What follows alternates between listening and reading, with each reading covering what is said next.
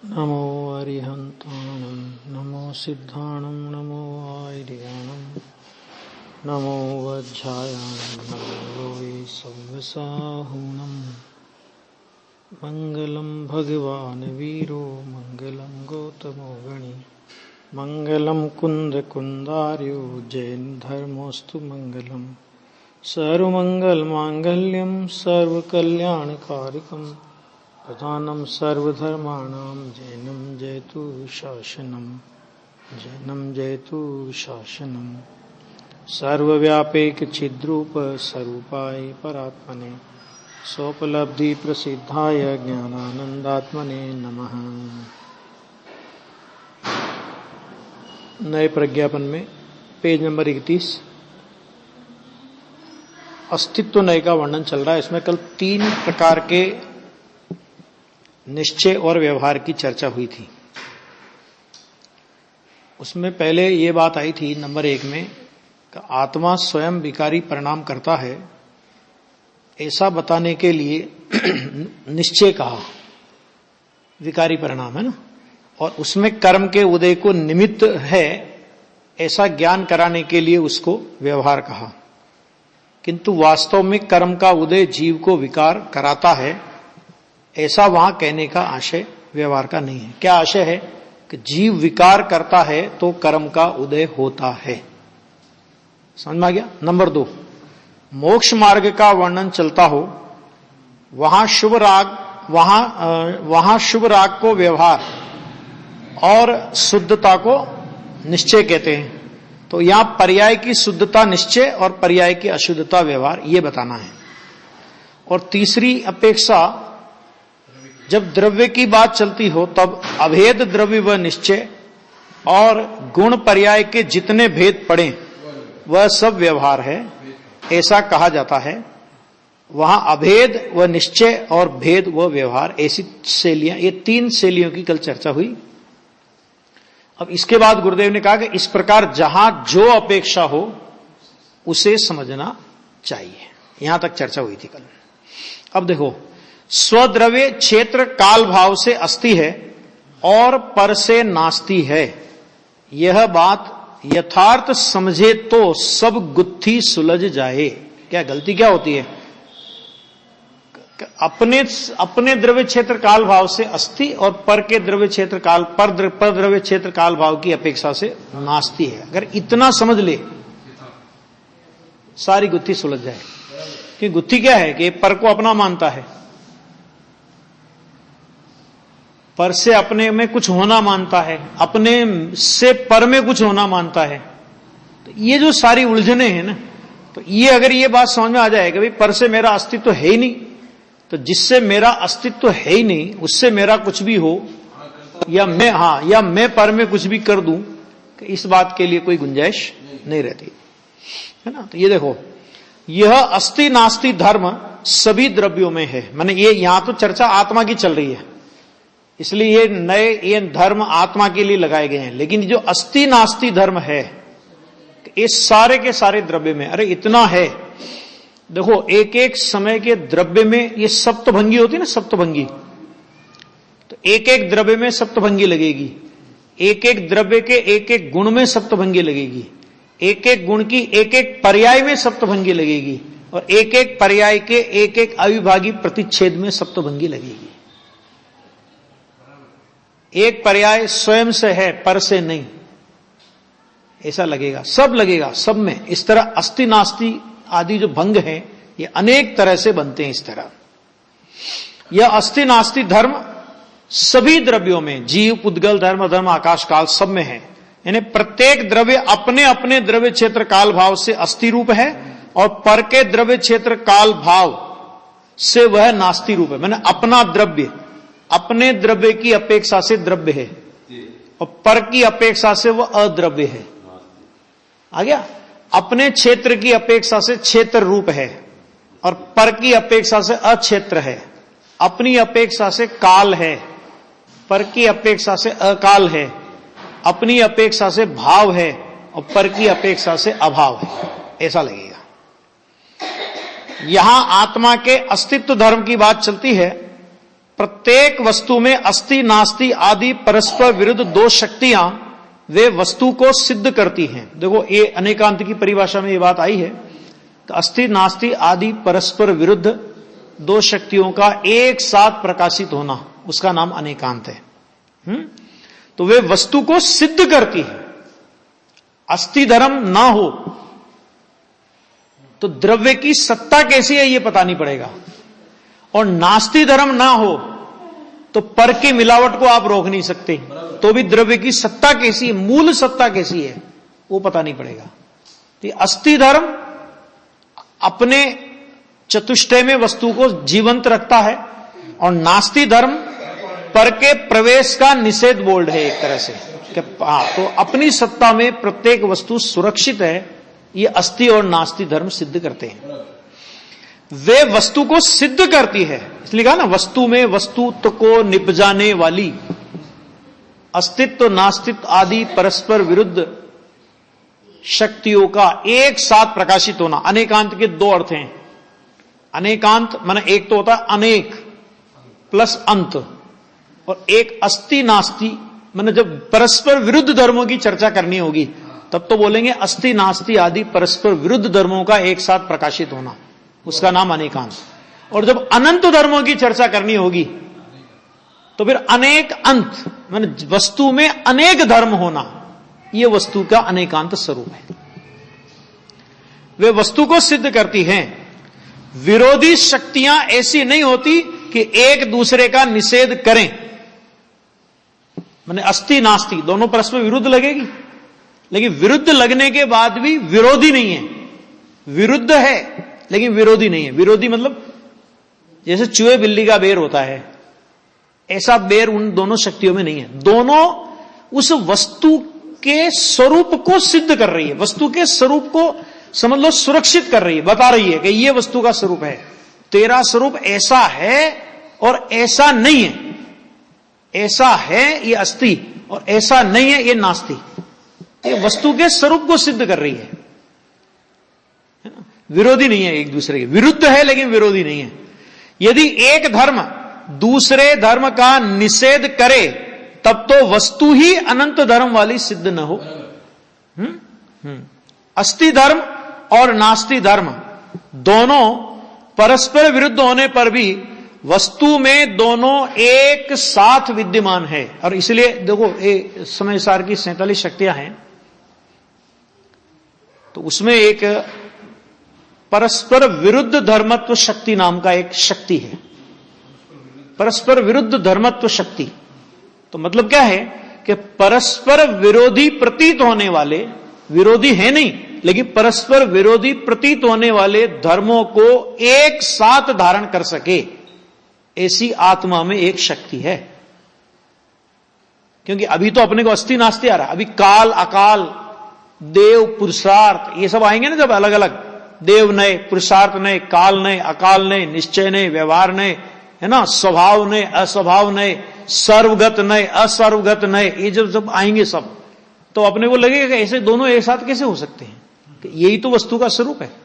कि ऐसी अनंत परस्पर विरुद्ध धर्मत्व शक्ति एक आत्मा के अंदर विद्यमान है कि उसके कारण से परस्पर विरोधी प्रतीत होने वाले धर्म भी उस भगवान आत्मा में एक साथ, और जितनी हैसियत अस्तित्व धर्म की है उतनी ही धर्म हैसियत नास्तित्व धर्म की। ऐसा नहीं कि नास्तित्व धर्म पर से आत्मा को पृथक बताता है तो वो कुछ नीचे वाला धर्म है, नीचे दर्जे का धर्म है, और ये आत्मा के अस्थि को सिद्ध करता है इसलिए ये आत्मा के अस्तित्व वाला धर्म, ऐसा कुछ नहीं है। ऐसी ऐसी मतलब प्राथमिकता कि इसको प्राथमिकता अधिक और इसको कम, ऐसा नहीं। वो परस्पर विरुद्ध होने पर भी वस्तु को सिद्ध करते हैं। इसलिए वस्तु अनेकांत स्वभाव वाली है। धर्म अपेक्षा से विरोध होने पर भी, मैंने धर्म में विरोध का है, अपेक्षा का विरोध है। मैंने यहां इस अपेक्षा से अस्ति है और इस अपेक्षा से नास्ति है, तो ये अपेक्षा का विरोध हुआ ना, वस्तु में विरोध नहीं है। वस्तु में उसके एक साथ रहने में विरोध नहीं है। होने पर भी एक वस्तु में साथ रहने की अपेक्षा से उनमें विरोध नहीं है। धर्म अनंत, धर्म अनंत, और अनंत भी कैसे कि भिन्न भिन्न होने पर भी धर्म अनंत हैं और अनंत धर्म भिन्न भिन्न है। माने एक धर्म दूसरे धर्म रूप नहीं होता, जैसे एक गुण दूसरे गुण रूप नहीं होता, एक पर्याय दूसरी पर्याय रूप नहीं होती, और बहुप्रदेशी द्रव्य हो तो एक प्रदेश दूसरे प्रदेश रूप नहीं होता, और पर्याय की बात करो तो एक पर्याय का एक अविभागी प्रतिच्छेद दूसरे अविभागी प्रतिच्छेद रूप नहीं होता, इतनी स्वतंत्रता है। तो धर्म अनंत भिन्न भिन्न होने पर भी धर्मी वस्तु एक है, आ गया? हां, वह अनंत व धर्म वाली वस्तु प्रमाण का विषय है, और उसका प्रत्येक धर्म नए का विषय। इसलिए प्रमाण सदा अनेकांतवादी अनेकांतिक होता है, और नए सदा एकांतिक होते हैं। नए एकांतिक और प्रमाण अनेकांतिक, ऐसा। आत्मा त्रिकाल अपने से ही अस्तित्व वाला है, इसलिए किसी पर वस्तु की सहायता हो तो मेरा अस्तित्व बना रहे। आत्मा क्यों रहे इस देह में, कब कैसे रहे? कि इस देह में आयु कर्म है तो आत्मा देह में रहता है, बराबर है? आयु कर्म में आत्मा में कौन सा अभाव है? तो आयु कर्म के उदय से आत्मा देह में रहता है। पहली बात, आत्मा देह में रहता है यह कथन ही झूठा है। आत्मा अपने असंख्यात प्रदेशों में रहता है। देह तो अनंत पुद्गल परमाणुओं का पिंड है, देह के प्रदेश तो अनंत हैं क्योंकि अनंत पुद्गल परमाणु का पिंड है, तो देह में रहता है, यह तो एक व्यवहार का कथन है। और आयु कर्म से रहता है कि ये जो हम दूसरे निमित्त ढूंढते हैं ना, कि ऐसा हो तो जीवन रहे, ऐसा हो तो जीवन रहे, ऐसा हो तो जीवन रहे, तो उन सभी निमित्तों का निषेध करके एक नियम रूप निमित्त को स्थापित किया। देखो, नियम रूप निमित्त आयु कर्म है। मन शरीर आत्मा में रहेगा तो आयु कर्म वहां होगा ही होगा, लेकिन आयु कर्म के उदय से रहता है, कहते ये व्यवहार नहीं, ये असत असत असत्य कथन। और मुझे अनुकूलता रहे कि यह बात ही नहीं रहती। अहो, मैं अपनी चैतन्य सत्ता में ही सदैव स्थित रहने वाला हूं। किस समय? निगोद में था तो भी अपनी चैतन्य सत्ता में था, नरक में गया तो भी अपनी चैतन्य सत्ता में रहा, मनुष्य देह में है तो भी अपनी चैतन्य सत्ता में है, तिर्यंच में जाए तो भी अपनी चैतन्य सत्ता में है, और सिद्ध में जाए तो भी अपनी चैतन्य सत्ता में। इसलिए ज्ञानी को सब जगह मौज ही मौज है। चारों गति में नियम सार में एक कलश है कि हे प्रभु, चाहे मैं स्वर्ग लोक में हूं, चाहे मैं नरक में हूं, कहीं भी हूं, ज्ञानी नरक में जाते नहीं, लेकिन कदाचित किसी ज्ञानी को पूर्व में नरक आयु का बंद हो गया और जावे तो भी कहीं हूं मैं, लेकिन मैं तो सदैव अपने में हूं। ऐसा नरक में है तो नारकीपना आत्मा में नहीं घुस गया, देव में गया तो देवपना आत्मा में नहीं घुस गया, मनुष्य और तिर्यंच में गया तो तिर्यंचपना और मनुष्यपना आत्मा में नहीं घुस गया। अरे ये तो बहुत दूर की बात है। सिद्ध पर्याय में गया, सिद्ध दशा की अवस्था हुई, सिद्ध दशा रूप अवस्था हुई, तो सिद्ध दशा की वो एक समय की पर्याय उस तरह काली चैतन्य का स्पर्श नहीं करती। समझ आ गया? वो छायिक भाव रूप है, सिद्ध पर्याय छायिक भाव रूप है, चैतन्य स्वभाव परम पारणामिक भाव रूप है। वो उत्पाद ध्वंसी है, वो शाश्वत है, वो सापेक्ष है, चैतन्य स्वभाव निरपेक्ष है। सिद्ध पर्याय को नहीं छूता तो दूसरों की बात किधर रहेगी? ऐसी बात है। इस प्रकार यदि अपने अस्तित्व का निर्णय करे तो कितनी निर्भयता हो जाए। बोलो, अभी किधर भी रहे मैं तो अपने चैतन्य में रहने वाला हूं। अब ऐसे जीव को मरण काल आवे, समझ लो, है ना, मरण काल आवे तो उसे क्या डर लगेगा कि ठीक है अभी यहां है तो भी अपने चैतन्य में है, और ये देह परिवर्तन होकर के दूसरी जगह चला जाएगा आत्मा, तो भी वो तो अपने चैतन्य में ही रहने वाला है। तो परिवर्तन देह का हुआ, आत्मा का कहां परिवर्तन हुआ? क्षेत्र से क्षेत्रांतर हुआ, लेकिन आत्मा के असंख्य प्रदेश कहां बदल गए? वो तो आकाश के प्रदेश के क्षेत्र से क्षेत्रांतर हुआ। अभी मध्यलोक में है और यहां से मर के स्वर्ग में गया तो ऊर्ध्वलोक में चला गया। अभी मध्यलोक में है, कदाचित पाप किए हो तो नरक गति में चला गया तो अधोलोक में चला गया, है ना। तो आकाश के क्षेत्र में अधोलोक हो, आकाश के क्षेत्र में मध्यलोक हो, आकाश के क्षेत्र में ऊर्ध्वलोक हो, अरे आकाश के क्षेत्र में लोकाग्र हो। समझ में आया कि नहीं है? आत्मा अपने असंख्यात प्रदेशों में ही है, कोई फर्क नहीं पड़ता। ऐसा है।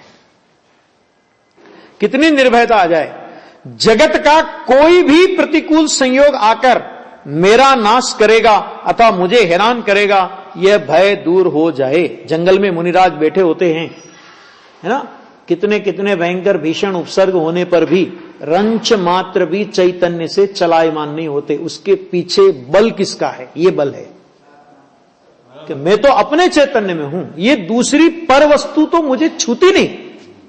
ये जो उपसर्ग की परिस्थितियां हैं, ये तो आत्मा को नहीं छूती। अरे वास्तव में तो शरीर को नहीं छूती। शरीर और बाहर की परिस्थिति में अन्योन्य भाव, उपसर्ग की परिस्थिति बनी। मरा हुआ सर्प और यशोधर मुनिराज का शरीर, कौन सा अभाव है उनमें? अन्योन्य भाव, पर्याय है ना। एक मन पुद्गल की वर्तमान पर्याय है शरीर रूप, और एक पुद्गल की पर्याय है मरे हुए सर्प रूप, है ना। दोनों में अन्योन्य भाव है। तो अन्योन्य भाव है तो वो शरीर को, वो सर्प तो शरीर को स्पर्श नहीं करता, आत्मा को कहां छुएगा? जलती हुई आग में डाल दिया। आग में और शरीर में कौन सा अभाव है? शरीर, आग को हम पुद्गल का पिंड ले रहे हैं, उसमें जीव मत लो अभी, चलो अन्योन्य भाव। तो छूता किधर है? ये बल है। तो फिर छूता नहीं तो राख हो गया, तो होना, वो तो पुद्गल के परमाणुओं की अवस्था पलटनी है। अग्नि से जला क्या?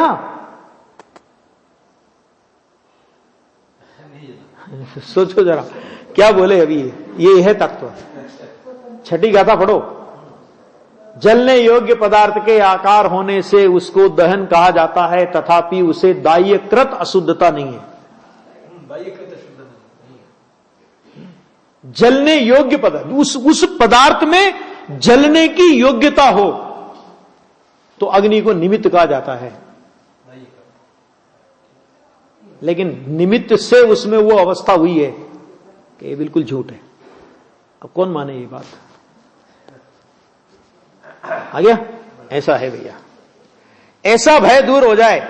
अपने से ही आत्मा का अस्तित्व है, इसलिए आत्मा का समस्त पर पदार्थों के बिना ही चल रहा है। आज तक चला है, अनंत काल तक चलेगा। अज्ञानी मानता नहीं इसलिए अज्ञानी है, और ज्ञानी मानता है इसलिए ज्ञानी है। चलता तो अज्ञानी का भी पर पदार्थ के बिना ही है। ज्ञानी अथवा अज्ञानी किसी का भी पर पदार्थ के बिना ही चलता है, लेकिन अज्ञानी इस बात को मानता नहीं और इस बात को मानता है, वो ज्ञानी हो जाता है। बस इतने अंतर है। मेरा पर के बिना नहीं चल सकता, ऐसी विपरीत मान्यता करने वाले अज्ञानी जीव का भी पर के बिना ही त्रिकाल निभ रहा है। त्रिकाल श्रीमद जी का एक पत्र है, पत्रांक 128 है शायद मेरे ख्याल से। उसमें उन्होंने लिखा कि जिसकी सूरत मैंने कभी जीवन में नहीं देखूं, ऐसा जिसके प्रति द्वेष किया, उसी के यहां पुत्र रूप से जन्म हुआ। उसी मैंने इतना बढ़िया उन्होंने चित्रण किया कि इससे इस बात की सिद्धि हुई कि उस काल में जो ये मान्यताएं की थी वे सब झूठी थी। इसके बिना में नहीं, ये नहीं होगा तो मेरा चल ही नहीं सकता। ऐसा मानते कि नहीं मानते अपन?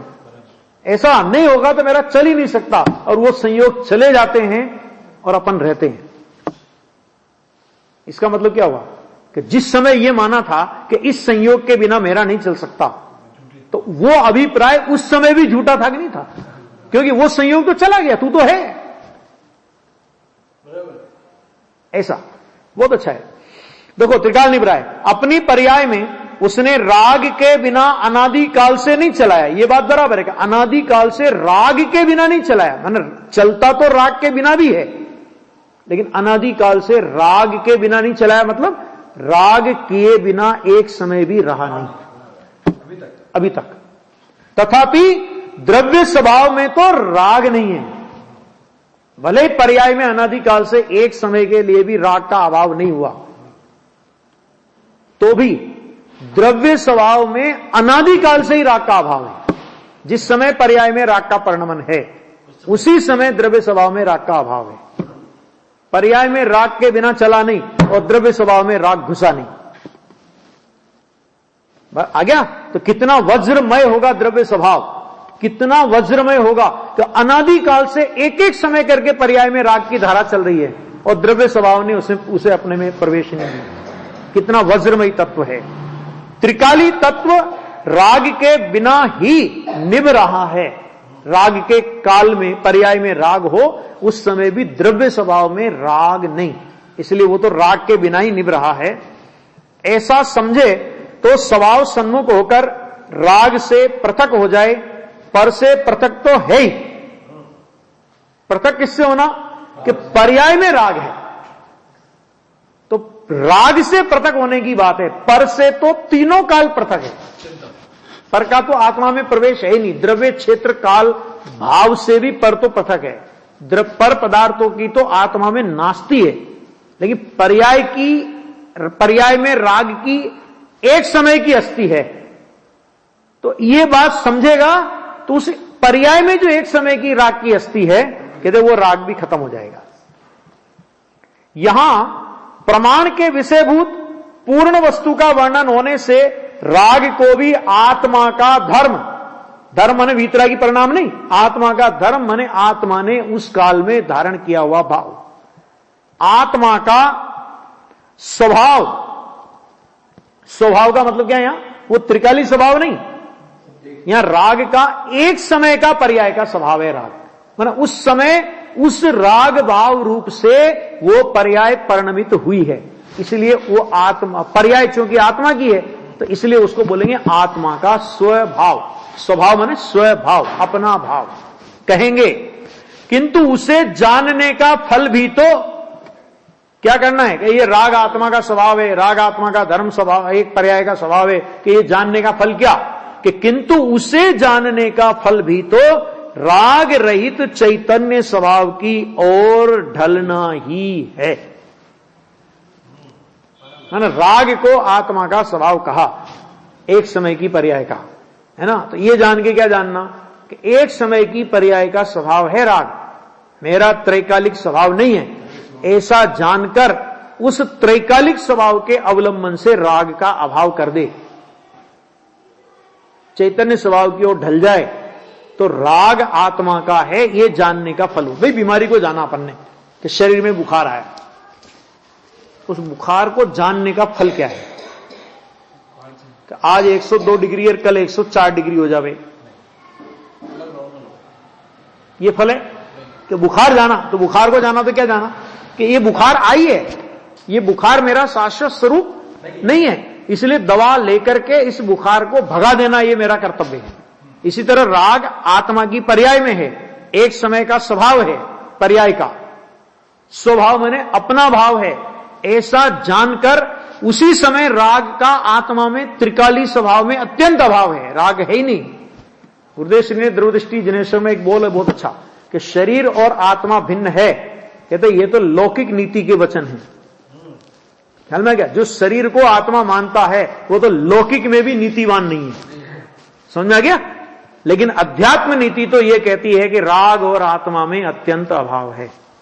ऐसा आत्मा राग रूप परिणमित होता है, इसलिए राग भी आत्मा का ही एक धर्म है। धर्म माने धारण किया हुआ भाव। धर्म का मतलब यहां वो वीतरागी धर्म, समय दर्शन ज्ञान चारित्र रूप धर्म, मोक्ष को प्राप्त करावे वो धर्म, वो नहीं। धारण किया है, इसका नाम दर्प। बस इतना। ऐसा जानने वाला जीव राग में रुककर वह नहीं जानता, किंतु राग का ज्ञाता रहकर जानता है। राग में रुककर राग को जाने, राग में एकत्व बुद्धि करके राग को जाने, तो उसने राग को जाना ही नहीं, उसने राग को ही आत्मा माना। तो राग को कौन जानता है? कि जिसने आत्मा को आत्मा जाना, वो ये जानता है कि ये राग है, ये आत्मा नहीं है।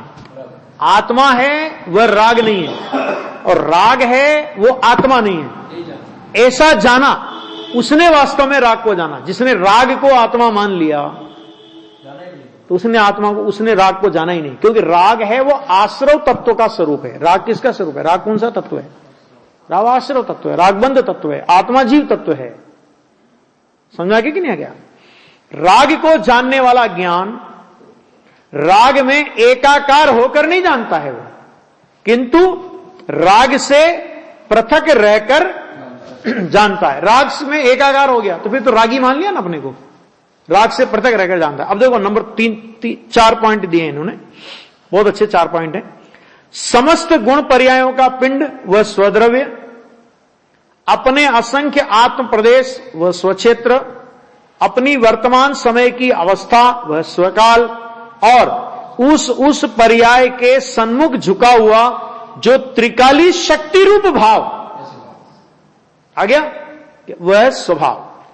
इस प्रकार स्वद्रव्य, स्वक्षेत्र, स्वकाल और स्वभाव से आत्मा अस्थि रूप है। आचार्य देव ने तीर का दृष्टांत देकर यह बात स्पष्ट की है।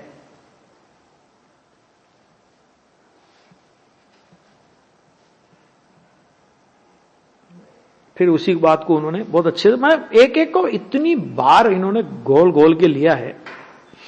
देखो पढ़ो, बहुत अच्छा है। जिस प्रकार तीर लोहमय है, कैसा है तीर? स्वद्रव्य की अपेक्षा तीर कैसा है? लोहमय है।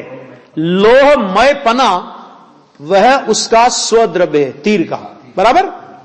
उसी प्रकार चैतन्य मूर्ति भगवान आत्मा अपने गुण पर्याय में है, वह उसका स्वद्रव्य है। अपने गुण पर्याय में होना, गुण पर्यायवत द्रव्यम, तो वो हो गया उसका स्वद्रव्य।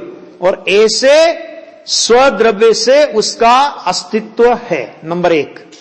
नंबर 2, जिस प्रकार वह लोहमय तीर डोरी और धनुष के बीच अपने लोहमय स्वक्षेत्र में स्थित है। कहां स्थित है? कि डोरी और धनुष के मध्य में अपने लोहमय क्षेत्र में स्थित है वो तीर। इसी प्रकार आत्मा अपने असंख्यात चैतन्य प्रदेश रूपी स्वक्षेत्र में स्थित है। आत्मा अपने असंख्य प्रदेश में है। आकाश में आत्मा, लोकाकाश में आत्मा का अवगान है, ये निमित्त की ओर इसका कथन है। वही आत्मा का निवास स्थान अर्थात स्वक्षेत्र है। इसके अतिरिक्त आत्मा सौराष्ट्र देश में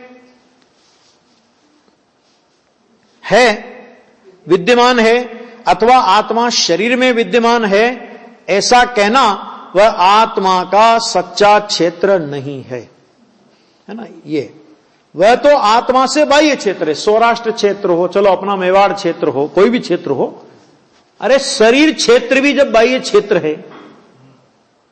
है ना, तो मेवाड़ क्षेत्र, बिजोलिया क्षेत्र, ये कौन सा क्षेत्र हुआ? है ये पर क्षेत्र हुआ। समझ आएगा कि नहीं आएगा? आत्मा से बाह्य क्षेत्र है, और बाह्य क्षेत्र में आत्मा का अस्तित्व नहीं, किंतु अपने ही क्षेत्र में आत्मा का अस्तित्व है। देखो ये बाह्य का क्षेत्र तो बदल जाएगा, है ना। अभी घर पे बैठे थे तो उस क्षेत्र में रह रहे थे, अभी मंदिर में आ गए तो उस क्षेत्र में रह रहे हैं, वापस घर चले जाएंगे तो उस क्षेत्र में चले जाएंगे, परलोक में जाएंगे तो उस क्षेत्र में चले जाएंगे। आकाश का क्षेत्र तो बदलेगा, लेकिन आत्मा के असंख्यात प्रदेशों में क्या बदलेगा? असंख्यात प्रदेश कम होंगे, असंख्यात प्रदेश ज्यादा होंगे कि नहीं होंगे? वो भले ही संकुचित हो, भले ही वो विस्तार पा जाएं, विस्तार पाके लोकाकाश प्रमाण फैल जाएं, चाहे संकुचित होकर के निगोद के शरीर में अंगुल के असंख्यातमें भाग मात्र प्रदेशों का फैलाव रहे, लेकिन प्रदेशों की जो असंख्यातता है, प्रदेशों की जो असंख्यातपना है, तो वो असंख्यातपना कभी उसका मिटने वाला नहीं है, उतना का उतना ही रहेगा। एक रुमाल है, अपन ने फैला के रखा रुमाल को, तो इतना चौड़ा दिखेगा, उसकी घड़ी कर ली अपन ने ऐसे ऐसे ऐसे ऐसे करके, तो अपनी मुट्ठी में भी आ गया वो, ठीक है। तो उस रुमाल के जितने प्रदेश हैं, वो चाहे फैली हुई अवस्था हो, चाहे सिकुड़ी हुई अवस्था हो, वो तो उतने के उतने ही है, उसमें क्या कमी आई। क्षेत्र बदला तो आकाश का क्षेत्र बदला, उस वस्तु का क्षेत्र कहां बदला, वस्तु तो असंख्यात प्रदेश ही है। ये हो गया ना ए। नंबर 3, किसी लक्ष्य के सन्मुख अनुसंधानित अवस्था, माने वो जो तीर है वो किसी लक्ष्य को साधने की दशा में खड़ा हुआ है, वह तीर का स्वकाल है, उसमें वह स्थित है। उसी प्रकार आत्मा अपनी वर्तमान एक समय की जो अवस्था वर्त रही है, क्या आत्मा किसमें, कि अपनी जो एक समय की वर्तमान अवस्था वर्त रही है उसमें आत्मा विद्यमान है, वो उसका स्वकाल है। पैसा, कुटुंब, प्रतिष्ठा आदि सब बराबर हो तब लोग कहते हैं कि आजकल हमारे दिन अच्छे हैं। कहते हैं कि नहीं कहते हैं? क्या है, क्या अच्छे दिन हैं भैया? हाँ, अच्छे दिन आएंगे, अच्छे दिन आ गए, अच्छे दिन आ रहे हैं, है ना, आजकल हमारे दिन अच्छे हैं। और थोड़ी सी प्रतिकूलता आने पर कहते हैं कि भाई हमारे लिए बुरा समय आ गया। किंतु वास्तव में पैसा आदि पर वस्तुएं आए या जाएं, उनके साथ आत्मा के स्वकाल का संबंध नहीं है। ऐसा समझ ले तो पैसादि के संयोग वियोग के समय एकत्व बुद्धि से हर्ष शोकादि न हो। देखो एक शब्द को जो जोरदार डाला है कि ये बात अगर समझ ले तो पैसादि के संयोग और वियोग के समय एकत्व बुद्धि से हर्ष शोकादि न हो। एकत्व बुद्धि माने मिथ्यात्व सहित का शोक और मिथ्यात्व सहित का हर्ष नहीं होगा। अस्थिरता संबंधी हर्ष और अस्थिरता संबंधी शोक वो ज्ञानी को भी हो सकता है, लेकिन एकत्व बुद्धि मिथ्यात्व पूर्वक का, उसके कारण से मुझे हर्ष हुआ है, उसके कारण से मुझे शोक हुआ है, ये नहीं, मैं अपने स्वरूप में स्थिर नहीं रह पाया, इसके कारण से हर्ष अथवा शोक का परिणाम आया है। ऐसा मेरी एक एक समय की पर्याय रूप स्वकाल से मेरा अस्तित्व है, एक एक समय की पर्याय, और वो किस समय नहीं है। आत्मा हर समय, हर वस्तु हर समय वर्तमान में वर्तती है, नहीं वर्तती, हर समय। किस समय वर्तमान में नहीं वर्त रही, हर समय वर्तमान में वर्त रही है। तो वो कहते हैं कि प्रत्येक समय की पर्याय है। द्रव्य त्रिकाल है, वह कारण है, और पर्याय प्रत्येक समय की है, वह कार्य है। द्रव्य ना हो तो पर्याय नहीं होती, पर्याय हो और द्रव्य ना हो ऐसा कभी नहीं होता। द्रव्य के बिना पर्याय नहीं और पर्याय के बिना द्रव्य नहीं, ये वस्तु की व्यवस्था है। मेरे त्रिकाली द्रव्य का एक एक समय का वर्तमान कार्य ही मेरा स्वकाल है ना। इसमें भी बड़ी गड़बड़ थी। वो एक सोनगढ़ में गोष्ठी हुई थी, विद्वत गोष्ठी हुई थी, तो एक विद्वान ने ये बोल दिया कि स्वकाल माने काल लब्धि, जिसको इसी को पंच समवाय की भाषा में बोलेंगे तो काल लब्धि बोलेंगे। स्वकाल माने प्रत्येक पर्याय का स्वकाल, स्व अवसर, जन्म क्षण, उसी को बोलते काल लब्धि। तो उन्होंने कहा काल लब्धि काल द्रव्य की पर्याय है। कहा भाई साहब ऐसा नहीं हो सकता, 4-5 समवाय है ना, तो 5 समवाय में 4 समवाय उपादान रूप है और 5वां समवाय निमित्त है। निमित्त नाम का, क्योंकि उसका नाम ही निमित्त है ना, निमित्त नाम का समवाय है। कोई भी कार्य होता है तो कोई भी कार्य 5 समवाय में हो, मतलब हो स्वकाल में हुआ और होने योग्य हुआ, उसका नाम भवितव्य। स्वकाल मैंने उस पर्याय का वही जन्म क्षण, ये काल लब्धि, और वही पर्याय होने वाली थी, होने योग्य, इसको बोलते होनार, है ना। और उस समय उसी प्रकार का पुरुषार्थ द्रव्य ने अपने बल से वो पर्याय उत्पन्न की, वो पुरुषार्थ और स्वभाव। अब वो ऐसे ही है। ये काल द्रव्य की पर्याय में, काल द्रव्य की पर्याय आत्मा में कैसे आ जाएगी? काल लब्धि आत्म द्रव्य में 4 समवाय में 2 समवाय निमित्त रूप हो गए। फिर तो काल द्रव्य की पर्याय नहीं है। प्रत्येक समय की पर्याय वो काल द्रव्य की पर्याय नहीं है, वो स्वकाल है, द्रव्य का स्वकाल है वो। बराबर, मेरा ही स्वकाल है ऐसा समझकर द्रव्योन्मुख होने से जो निर्मल पर्याय प्रकट हुई वह आत्मा का शुद्ध स्वकाल। दूसरा अर्थ किया सुकाल, स्वकाल और सुकाल। शुद्ध हुआ ना, शुद्ध पर्याय प्रकट हुई ना, तो स्वकाल तो है ही वो, लेकिन स्वकाल कैसा है कि वह स्वकाल सुकाल है। और विकारी पर्याय हो, राग द्वेष की पर्याय हो, मिथ्यात्व की पर्याय हो, कषाय की पर्याय हो, वो कैसा है कि स्वकाल तो है लेकिन वो दुष्काल है। आगे अकाल पड़ गया आत्मा में, आत्मा की वीतरागता सूख गई। नंबर 4, लक्ष्य के सन्मुख रहने रूप जो भाव है वह तीर का स्वभाव है। उसी प्रकार आत्मा का जो शक्ति रूप भाव है, आत्मा का कौन सा भाव? शक्ति रूप जो भाव है वह परिणमित होकर पर्याय के सन्मुख होता है। प्रति समय परिणमित होता हुआ जो पर्याय हो रही है उस पर्याय के सन्मुख उसका गुण अथवा उसका भाव है। गुंजाइश नहीं है किसी दूसरे को हस्तक्षेप करने की। हर पर्याय का बॉडीगार्ड उसके साथ है नहीं। कोई भी पर्याय हुई, ज्ञान की जानना रूप पर्याय हो रही है, तो जानने रूप उस पर्याय के सामने प्रति समय उसका ज्ञान गुण है। श्रद्धा की पर्याय हो रही है, तो प्रति समय उस श्रद्धा पर्याय के साथ में उसका श्रद्धा नाम का गुण है। स्थिरता की पर्याय हो रही है या राग द्वेष की पर्याय हो रही है, तो उस पर्याय के सामने उसका चारित्र गुण है। बोलो दूसरे की एंट्री कहां है कि वो उसमें घुस जाए और वो पर्याय को करके लावे। पुद्गल में स्पर्श की 8 प्रकार की पर्यायों में से कोई भी पर्याय हो, उस पर्याय के सामने उसका स्पर्श गुण है ना। पुद्गल के रस गुण की कोई भी पर्याय हो 5 प्रकार की पर्यायों में से, उस पुद्गल की पर्याय के सामने उसका रस गुण है। अज्ञानी मानता है मैंने रसगुल्ले बनाए। अच्छा, अरे वारे, तू रसगुल्ले तब बना सकता है कि जब तू पुद्गल का रसगुण बन जाए। उन रसगुल्लों का रसगुण बनना पड़ेगा रसगुल्ला बनाने के लिए। क्या नरेंद्र जी, है कि नहीं? बोलो, ये लिखा है समय सार में तो पूरा आया है। कर्ता कर्म अधिकार पूरा। आचार्य कुंद देव को स्वतंत्र रूप से कर्ता कर्म अधिकार लिखने की जरूरत क्या पड़ी? उनने तो समय सार में 9 तत्वों की बात करनी थी, 9 तत्वों के अधिकार लिखे, बीच में कर्ता कर्म अधिकार।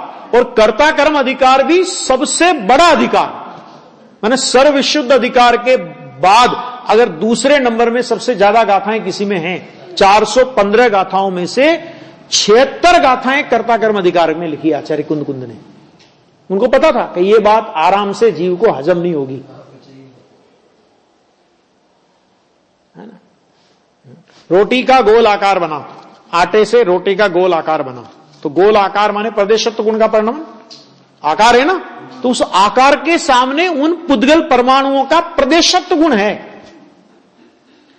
अज्ञानी मानता है कि मैंने बनाया, ऐसे सब में समझ ले, ये लिख रहे हैं आगे ना। अब ये क्या है कि कर्ता कर्म अधिकार के सिद्धांत अगर हम लोगों ने पढ़े हों या पढ़ेंगे तो ये बातें ख्याल में आएगी। एक कर्ता के 2 कर्म नहीं होते, एक कार्य के 2 कर्ता नहीं होते, कर्ता और कर्म भिन्न भिन्न नहीं होते। ये सब सूत्र लिखे और कुंद आचार्य ने लिखे। क्यों लिखे? ऐसे लिखे,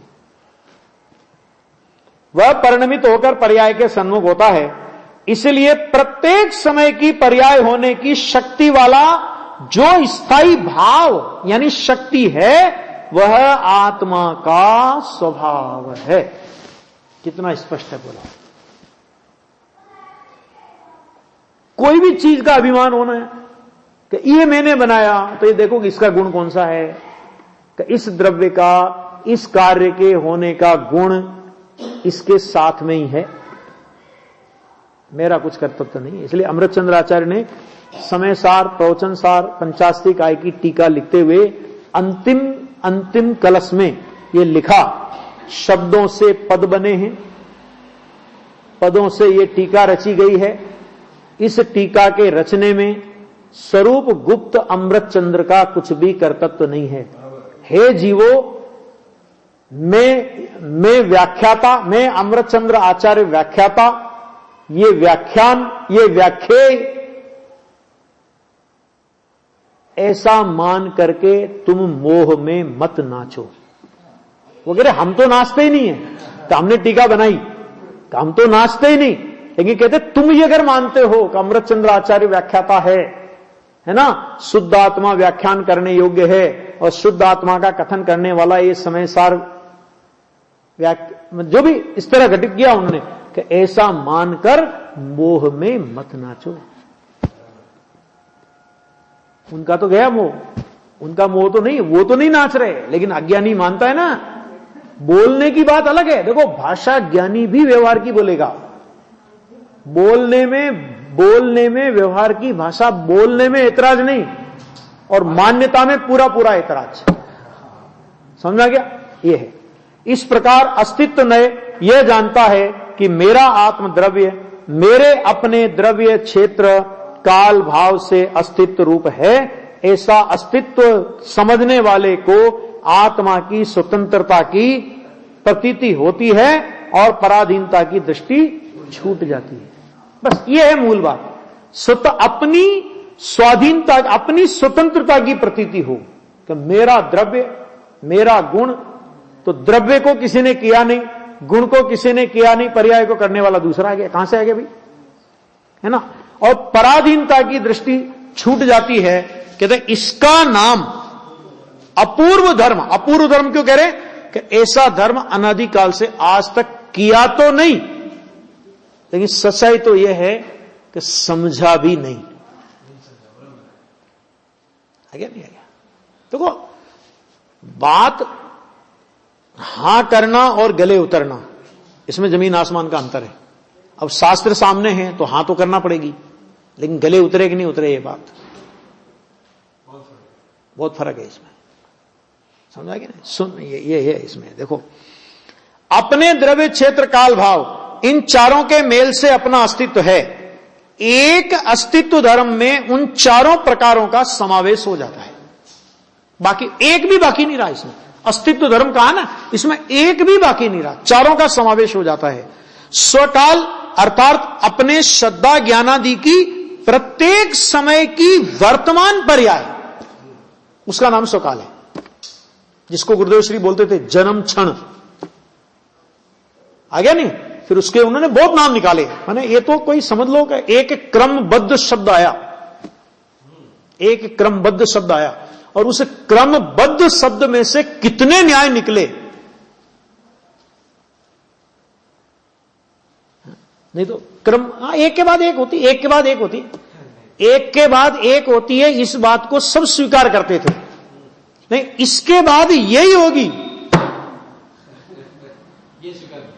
क्या नहीं, ऐसा नहीं हो सकता, वो तो निमित्त आएगा, वैसी पर्याय हो जाएगी, आएगा फिर क्रम बदला। ये इसके बाद यही केवल ज्ञान सिद्ध, हाँ केवल ज्ञान, सर्वज्ञता तो सिद्ध करते, सर्वज्ञता तो इस बात को बताती है, और वस्तु के स्वभाव में वो व्यवस्था पड़ी है ना, क्योंकि वस्तु के स्वभाव में यदि वो व्यवस्था नहीं होती तो सर्वज्ञ जानते कैसे? सर्वज्ञ जान रहे हैं ना, इसलिए प्रवचन सार में लिखा कि भले ही अनुत्पन्न पर्याय हैं जो अभी उत्पन्न नहीं हुई है, और भले ही उत्पन्न होकर के नष्ट हो गई है, वर्तमान में विद्यमान रूप से वो सत नहीं है।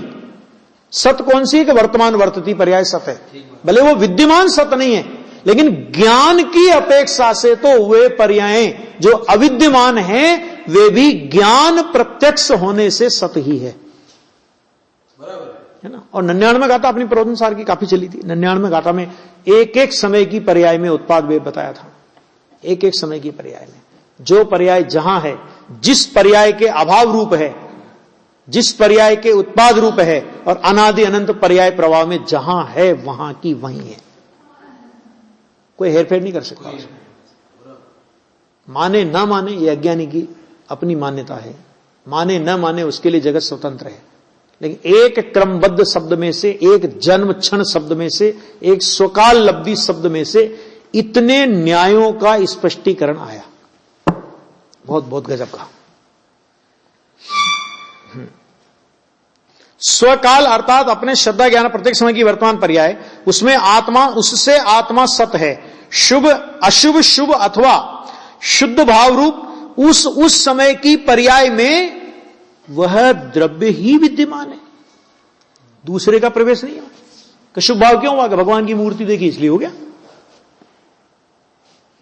तो भाई साहब हमने तो देखा, क्या देखा? कि शुभ भाव के काल में वहां पे चारित्र गुण विद्यमान था, भगवान तो विद्यमान नहीं थे, भगवान तो बाहर थे, क्योंकि शुभ भाव तो आत्मा में हुआ ना, और आत्मा में, आत्मा की पर्याय में शुभ भाव हुआ। अब यदि भगवान के कारण से शुभ भाव हो तो भगवान को आत्मा में घुसना पड़ेगा, तन्मय आत्मा के साथ एक में होना पड़ेगा। घुसना पड़ेगा मतलब क्या? कि उसमय आत्मामय होना पड़ेगा उनको। जिस अब भगवान तो एक है, अब यहां पे अपन 50 लोग बैठे मान लो, अब भगवान तो अकेले और सबको शुभ भाव हो रहे, भगवान किस किस में घुसेंगे बताना जरा, क्या व्यवस्था क्या है? ये व्यवस्था यही है कि सबका अपना अपना चारित्र गुण उस समय शुभ भाव के सामने विद्यमान है। भगवान किसी का कुछ नहीं करते, न शुभ भाव कराते, न शुभ भाव कराते, न शुद्ध भाव कराते। भगवान को देख करके चोर होता है वो पाप का भाव करता है, भक्त होता है वो मंद कसाय का भाव करता है, और धर्मात्मा होता है तो एकदम भगवान की वीतराग मुद्रा देख करके अपने वीतराग स्वभाव में चला जाता है, वहां शुद्ध भाव हो गया उसको। भगवान किसमें निमित्त है अभी? क्या है उसमें? आ गया? देखो ये कह रहे हैं कि उसमें अपना द्रव्य ही विद्यमान है और वह उसका अपना ही स्वकाल है। अपने स्वकाल से रहित वस्तु नहीं होती, और वस्तु का स्वकाल किसी दूसरे से नहीं होता। डंके की चोट ये बात है, 2 और 2 4 जैसी। बराबर? शेष चर्चा कल करेंगे।